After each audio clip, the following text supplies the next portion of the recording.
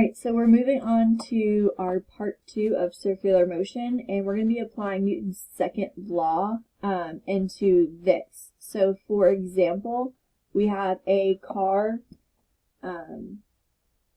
here, and we're going to be using our free body diagram to kind of describe what forces are acting on that car. So we'll have always the normal force and the force of gravity, and we always know that those are going to be the same. And then we have our frictional force, and our frictional force is what's going to be causing this force, or this car to go in that circular motion. And because that is the force causing the car to go in that circular motion, that is called the centrifugal force, which we know as the net force. So the main part that you need to know is that the frictional force is the net force. So if we're ever asked to find the net force acting on this car, we will know that we're finding the frictional force of the car. So we have some new formulas that we've already seen before. We've already used these before, but we're going to add them into our circular motion.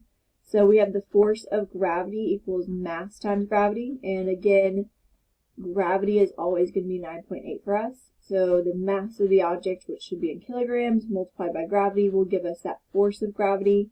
And then our frictional force is going to be the coefficient times the normal. So again, we've seen these formulas before. We're just bringing them back for circular motion. Alright, so I split the screen so we can solve this together on paper. So the question that we have is the maximum speed at which a 945 kilogram car makes a 180 degree turn is 10 meters per second. The radius of the circle is 25 meters. Determine the force of friction and the coefficient of friction acting upon the car. So the first thing we're going to do is take out what we're given. So we have the mass of the car to be 945 kilograms. We have the velocity to be that 10 meters per second. And then we have the radius to be 25 meters. And we want to find the force of friction. And we want to find that coefficient. So the first thing we're going to do is find this force of friction, and we just talked about how the force of friction is the net force. So when we are going to be looking at this, we can look at our net force formulas to find the force of friction.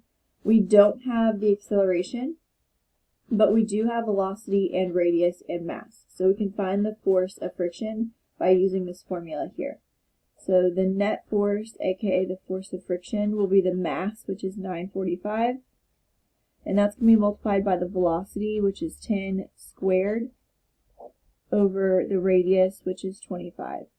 So again, when solving for these, you're going to square your velocity first, and then divide by 25.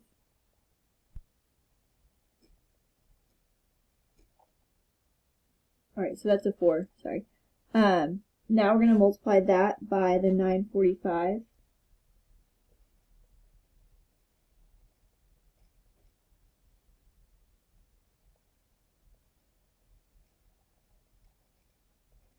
So that is your frictional force acting on this car, which is 3,780 newtons. So now that we have the frictional force, our next step is to find this coefficient. And we're actually going to be using this formula here, just rearranged.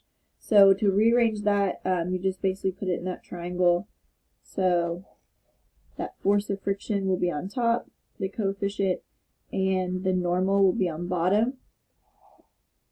And you cover up what we want to find. So the coefficient is going to be the force of friction divided by the normal.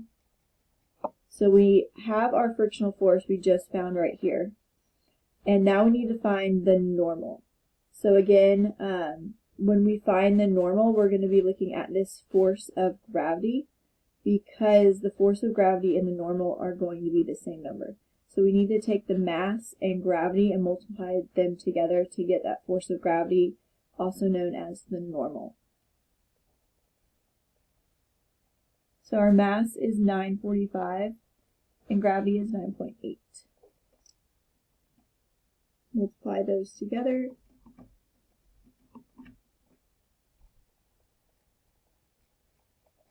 So this is the normal force here, and we're going to plug it into this formula here to get the coefficient. So our coefficient is the frictional force, which we found to be 3,780, and our normal force is at 9,261 newtons.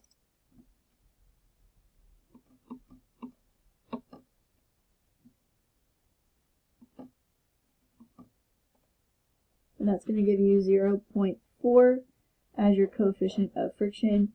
And again, when we talked about the coefficient of friction, when we looked at this in Newton's laws, remember coefficient of friction cannot be more than 1. So if it's like 1.5, you need to make sure you go back and check it because it cannot be over 1. Alright, so we have one last thing that we're going to talk about for circular motion. And this is talking about if an object is in a loop. So, for example, if you're on a roller coaster and you go into a loop, gravity and normal are going to be a little bit different. So if you're at the bottom of the loop, the normal will always be pointed up. So if you're at the bottom of the loop, it's not going to be any different than what we have been talking about. So the normal will be pointed up, and the force of gravity will be pointing down. So that's what we've been doing, that's what we know. If we're at the top of a loop, so if we are upside down at the top of the loop, the normal force will be pointed down and the gravitational force will be pointing down as well. So that makes it a little bit more tricky when we try to find the object's forces.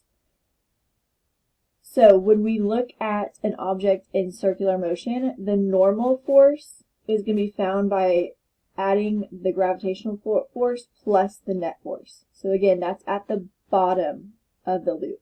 So don't get these formulas mixed up. When you're at the top of the loop, meaning you are upside down, in order to find that normal force, it is going to be net force subtract the gravitational force. So these are two formulas. They look very similar, but they're finding different things depending on the situation. So again, we have the bottom of the loop and the top of the loop, and this is to find the normal force.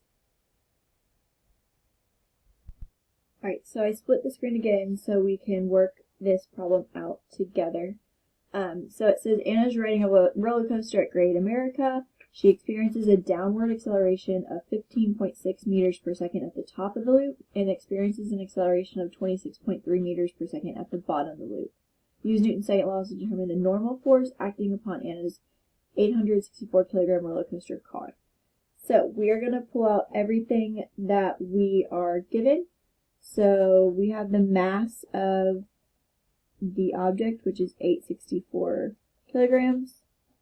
We have the acceleration at the top. So that's going to be 15.6 meters per second squared. And then the acceleration at the bottom. And that is 26.3 meters per second squared. So now we want to find the normal at the bottom and the normal at the top. So these, again, are the formulas we're going to be looking at. Very similar, but finding different things, and one's adding, one is subtracting. So the first thing we need to find is the force of gravity, because we're going to be using that for both. So the force of gravity is, again, mass, which is that 864, multiplied by 9.8, which is gravity.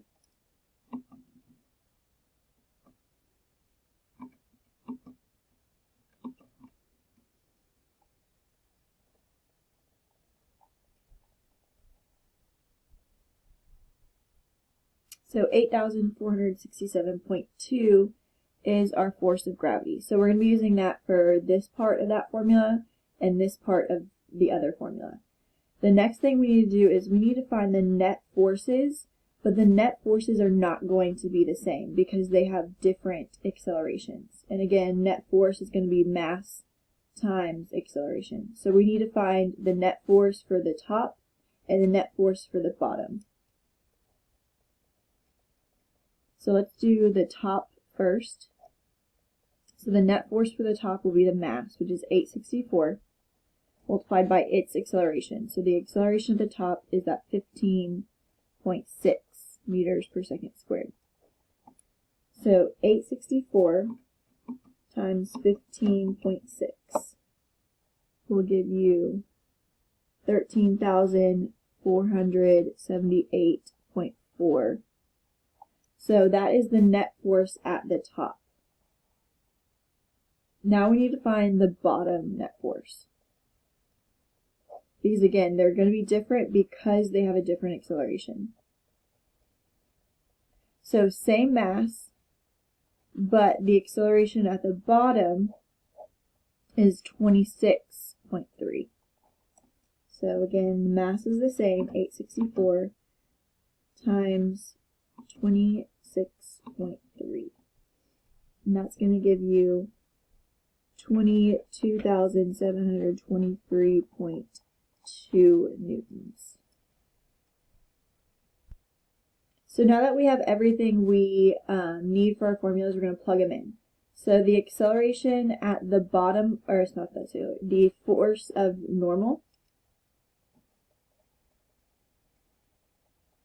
is the force of gravity, which we found to be that 8,467.2 plus your net force. And again, it's very important to use the correct net force. So we're at the bottom, we're using the bottom formula, so we use the bottom net force. So that's going to be that 22,723.2.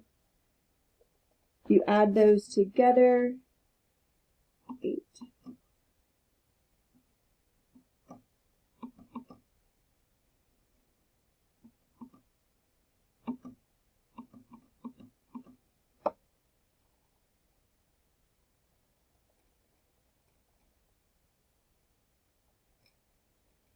So you'll get 31,190.4 newtons at the bottom. So that was at the bottom. Now we need to look at the top.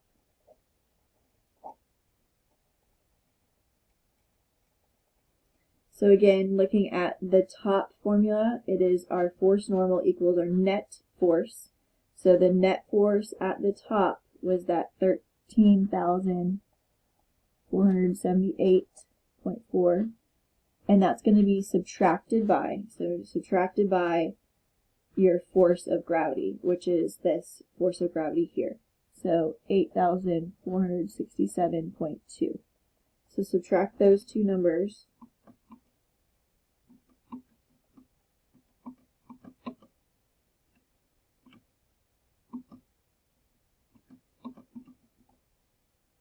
And you should get 5,011.2 newtons. So again, here is our normal force at the bottom and our normal force at the top.